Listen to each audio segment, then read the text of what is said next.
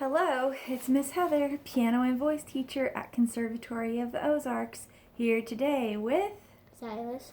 And Silas is starting Unit 4 for the very first time today, which is on page 36 of the Level 1 Hal Leonard books. So I'm going to tell you all about the staff.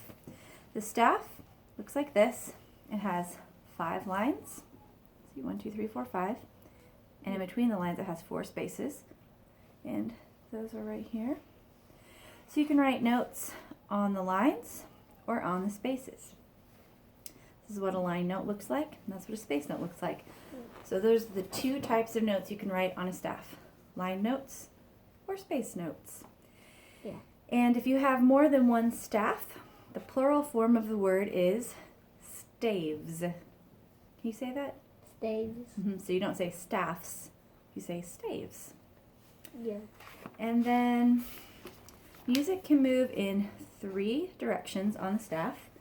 It can step up, it can step down, or it can repeat. So when the music is stepping, it's going to go line, space, line, space. When it's repeating, it's going to stay on the same line or the same space. Does that make sense? Yeah. Do you have any questions? No. All right. Pretty simple. Thumbs up for the staff.